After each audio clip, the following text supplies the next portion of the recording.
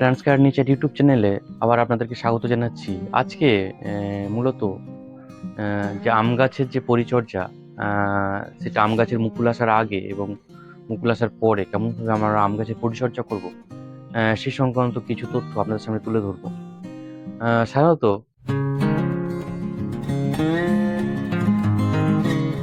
এই সময় অনেক আম গাছে কিন্তু মুকুল চলে এসছে, আবার কিছু আম গাছে এখনো কিন্তু মুকুল আসেনি। তো যে আম গাছগুলোতে এখনো মুকুল আসেনি, সেখানে কিছু পরিচর্যা করতে হবে, আর মুকুল এসে গেলে তার জন্য কিন্তু আলাদা পরিচর্যা করতে হবে। যেগুলোতে সাধারণত মুকুল আসেনি সেখানে আমরা কিন্তু নাইট্রোজেন যুক্ত খাবার, শস্যের খোল বা যে শিংকুচি সেগুলো কিন্তু দেবো না। তাহলে গাছের কিন্তু ডেভেলপ সেটা হবে, কিন্তু গাছের যে মুকুল সেটা কম পরিমাণে আসবে।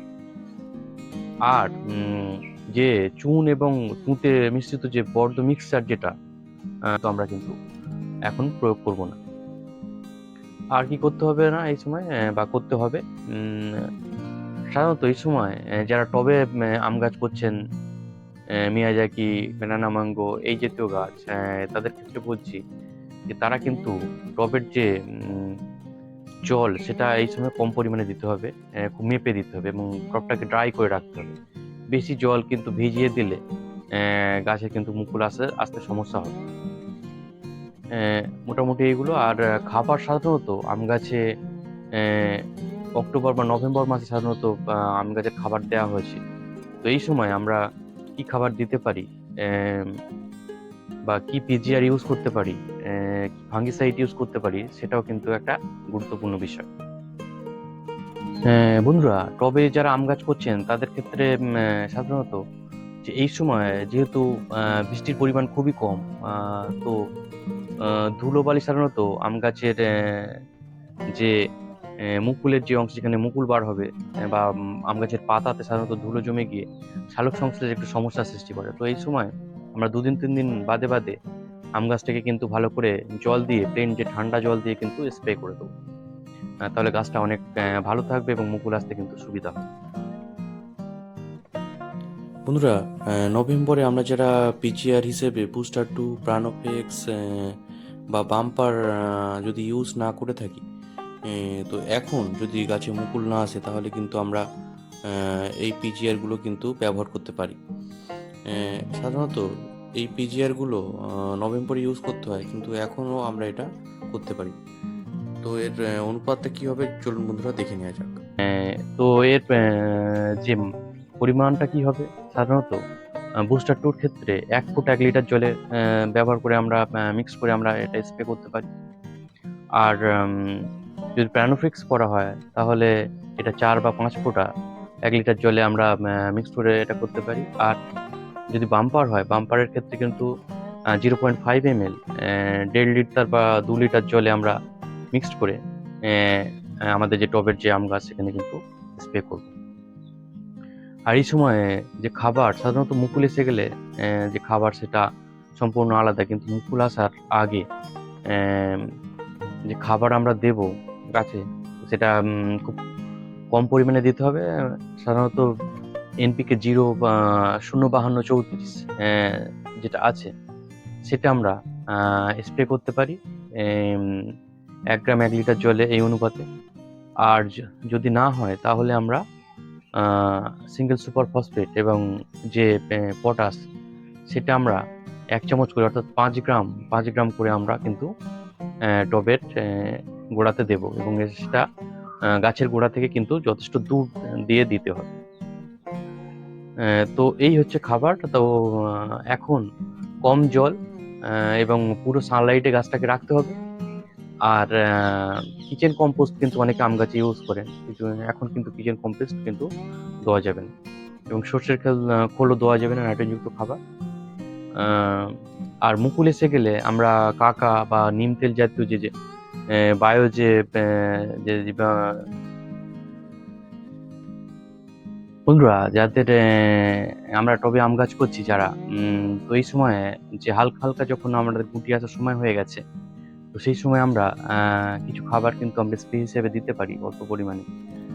তো সেটা কি আছে, সেটা বেশ কিছু কয়েকটি খাবারের একসঙ্গে মিক্সড করে আমরা এটা প্রয়োগ করব স্প্রে হিসেবে। আহ, তো এর মধ্যে প্রথমে হচ্ছে যেটা potassium sulphate, boron, potassium sulphate সেটা 2 গ্রাম, বোরন 1 গ্রাম, চিলচেট জিঙ্ক 1 গ্রাম, এর সঙ্গে বায়োভিটা এক্স যে মাইক্রোনিউট্রিয়েন্ট আছে সেটা আমরা 1 ml এইভাবে নিয়ে আমরা এতে মিক্স করব। আর এর সঙ্গে ক্যালসিয়াম নাইট্রেট সেটা কিন্তু আমরা যদি চিলচেট জিঙ্ক হয় আমরা যদি ব্যবহার করি তাহলে কিন্তু আমরা ক্যালসিয়াম নাইট্রেট ব্যবহার করতে পারি। আর যদি প্লেন জিঙ্ক হয় তাহলে কিন্তু আমরা ক্যালসিয়াম নাইট্রেট তার সঙ্গে দেব না। সেটা আমরা 3-4 দিন পরে এটা স্প্রে করতে হবে। তো এই মিশ্রণটা আমরা স্প্রে করব 1 লিটার জলে এটা মিক্স করে আমাদের গাছগুলোতে। তো এইভাবে বন্ধুরা খাবারটা দিতে হবে। হ্যাঁ বন্ধুরা, তাহলে এই যে খাবারটা যখন আমাদের আম গাছগুলোতে হালকা হালকা মুকুল আসার মতন হয়েছে, তো ঠিক সেই সময় আমরা এটা ব্যবহার করবো এই খাবারটা, অর্থাৎ যেটা আমরা বললাম যে potassium sulphate, boron, chelated zinc, Biovita x আর ক্যালসিয়াম নাইট্রেটের এই যে মিশ্রণটা সেটা স্প্রে করতে হবে। এবং এটা আরেকবার কিন্তু আমরা সেকেন্ড টাইম করবো কখন, যখন আম গাছের মুকুল থেকে মটর দানার মতন গুটি চলে আসবে, একটু বড় মতন হবে মটর দানার মতন, তখন কিন্তু আমরা আবার এটা সেকেন্ড টাইম একই অনুপাতে এটা কিন্তু আবার ব্যবহার করব।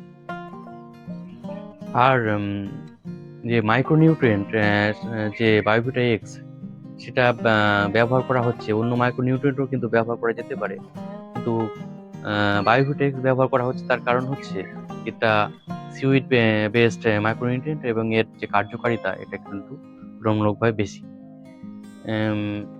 তো বন্ধুরা, এই হচ্ছে মোটামুটি আম গাছের মুকুল আসার আগে এবং মুকুল আসার পরে আমরা যে পরিচর্যা করব সেটা সম্পর্কে কিছু তথ্য আপনাদের সামনে উপস্থাপন করলাম। তো আপনারা এটা ঠিকঠাক করে যদি আপনাদের গাছে ব্যবহার করেন তো অবশ্যই ভালো ফল পাবেন। এবং যে বিধিনিষেধগুলো সেটা কিন্তু অবশ্যই খেয়াল করে তবেই কিন্তু এটা করতে হবে, অর্থাৎ মুকুল আসার আগে এবং পরে সেটা খেয়াল রাখতে হবে যে মুকুল চলে এলে আমি তার আগে মুকুল আসার আগের যে জিনিসগুলো যদি প্রয়োগ করে দিই তাহলে কিন্তু হবে না।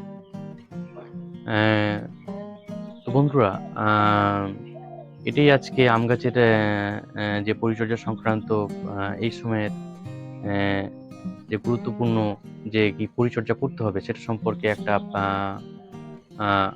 ভিডিও আপনাদের সামনে উপস্থাপন করলাম। যদি ভালো লাগে তবে অবশ্যই চ্যানেলটাকে সাবস্ক্রাইব করবেন এবং আপনাদের পরিচিতদের মধ্যে চ্যানেলটাকে শেয়ার করে দেবেন। তো বন্ধুরা, আজকে এখানেই ভিডিওটা শেষ করছি। সবাই ভালো থাকবেন, সুস্থ থাকবেন এবং সবাইকে নমস্কার এবং ধন্যবাদ জানিয়ে ভিডিওটা শেষ করলাম।